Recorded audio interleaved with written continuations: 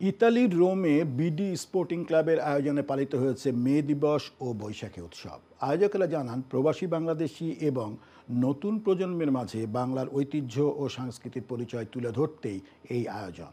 বিস্তারিত দেখুন রিপোর্টে। মে দিবস এবং বৈশাখী উৎসবের মধ্য দিয়ে রোম বিডি স্পোর্টিং ক্লাবের আয়োজনে প্রবাসী বাংলাদেশিরা ইতালিতে নতুন মাত্রা যোগ করেছে। রোম বিডি স্পোর্টিং ক্লাবের সভাপতি নজরুল ইসলাম পলাশ ও সাধারণ সম্পাদক রুহুল আমিনের আমন্ত্রণে তুস্কুরানা পার্কে আয়োজিত অনুষ্ঠানে বিভিন্ন সামাজিক, সাংস্কৃতিক, রাজনৈতিক ও আঞ্চলিক সংগঠনের নেতৃবৃন্দ সহ অসংখ্য প্রবাসী বাংলাদেশিরা অংশগ্রহণ করেন। আয়োজনে প্রধান উপদেষ্টা অলিউদ্দিন শামীম সহ সংগঠনের সকল নেতৃবৃন্দ উপস্থিত ছিলেন।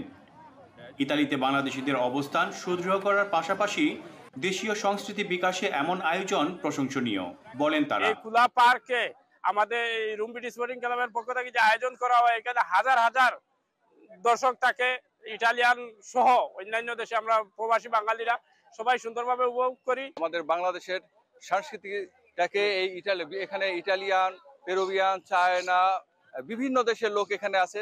আজকে এই আয়োজন আমাদের সফল হয়েছে। এরকম আমাদের কৃষ্টি কালচার, এই যে এখানে হাজার হাজার বিদেশি আছে, আয়োজনে অনেক খুশি আমরা। বৈশাখের পহেলা মে শ্রমিক দিবস উপলক্ষে আমাদের এই অনুষ্ঠানকে বিদেশিদের মাঝে খুব সুন্দরভাবে তুলে ধরেছে। বিদেশিদের মাঝে সেটা প্রস্ফুটিত হবে। আন্তর্জাতিক শ্রমিক দিবসে বৈশাখী মেলার এই আয়োজন সত্যিকার অর্থে আজকে আমাদের বাংলাদেশের ঐতিহ্য, ইতিহাস তুলে ধরেছে। ধন্যবাদ আয়োজকদের।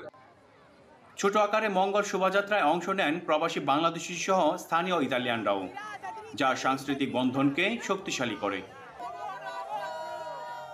একটা বাংলাদেশের আমাদেরও সবাই এখানে একটা আমাদের দেশকে একসাথে মিক্স, ইটালিয়ানরা সব দেখতেছে, আমাদের কালচার রিপ্রেজেন্ট করতেছে, ওরা দেখতেছে। হ্যাঁ, আমরা এখানে সবাই লাল সাদা পরে এসেছি আমাদের কালচারকে রিপ্রেজেন্ট করার জন্য। তো সব মিলে অনেক ভালো লাগছে, অনেক আনন্দ। আয়োজকরা জানান, ইতালিতে প্রবাসীরা বাংলা সংস্কৃতি ও ঐতিহ্যকে লালন করে চলেছেন, যা নতুন প্রজন্মের মধ্যে ঐতিহ্যের চেতনা জাগিয়ে রাখতে এই আয়োজন। Ayon TV news, Rome, Italy.